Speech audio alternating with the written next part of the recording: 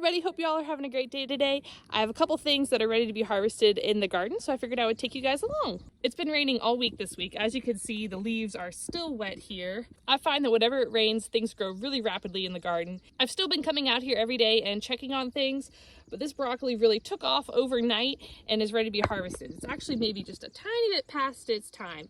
So we're gonna be harvesting this and a few other things as well. It's starting to like separate a little bit, and if you look here in the center very closely, you see little yellowing in the middle where it's kind of indicating that it might be trying to start to flower. So we are going to go ahead and enjoy this one for dinner.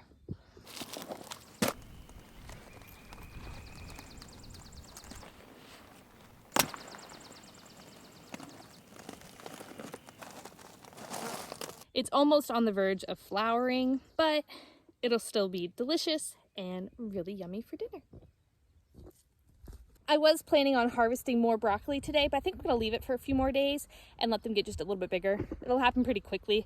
This broccoli head, for instance, is smaller. It's still very tight. It's not starting to loosen up at all yet, so we can let this one get bigger like the other one. I also want to show you that broccoli sends off side shoots, so you don't want to rip up the whole plant as soon as you're done harvesting it. You want to leave the plant and let these side shoots develop a little bigger. Now let's harvest some of this kale.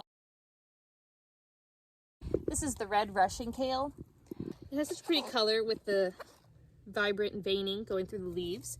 And I have some of this kale planted next to one of these red mammoth cabbages, and I think the two really complement each other aesthetically in the garden.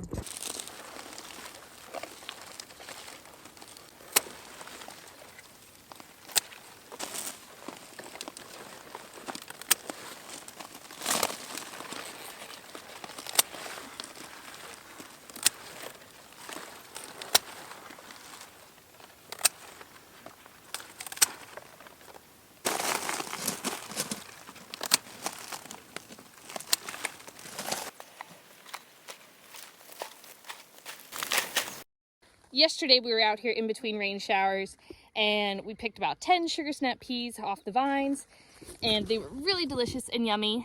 Last year, all the sugar snap peas that we grew never even made it into the kitchen.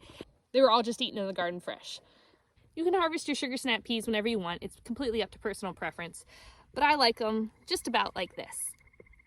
You can tell that they're fuller and you can't really see the ridges of where the peas are. You can see them just a little bit.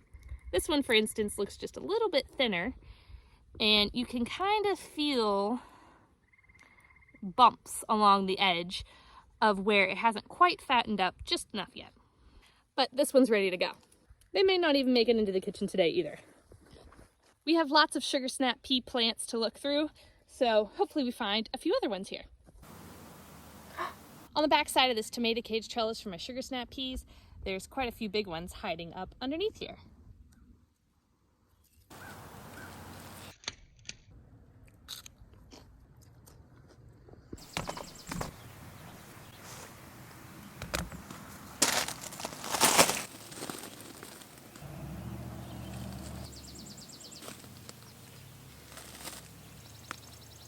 We have this homemade bamboo trellis situation that's falling down we're going to check out, and then we have these two tomato cages that we are going to inspect as well. Well, I think that's all the sugar snap peas that we're going to have for today. I just gathered maybe 1 or 2 handfuls that I already put in the bowl. While I'm out here today, I also wanted to pull out the spinach and free up the space to plant something else. I should have come out here a few days ago, but like I mentioned earlier, it's been raining all week. Although the spinach might be a little bitter to eat in a salad right now, it's still great to dehydrate and add to smoothies. This is a great way to use things that have bolted and gone to seed. You can still harvest the leaves that are left and dehydrate them. So that's what we're gonna do.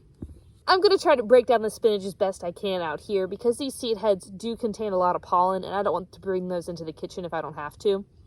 So I'm gonna cut off the seed heads and take as much of the spinach off the stalk as I can, and I'll be putting the seed heads and the stalks into the compost pile and just saving the leaves to dehydrate.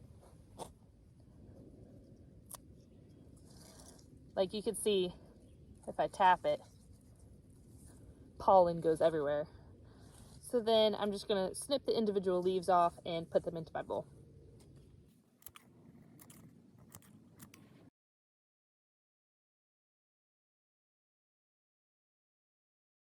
are so many honeybees just buzzing around. Let me see if I can show you guys one.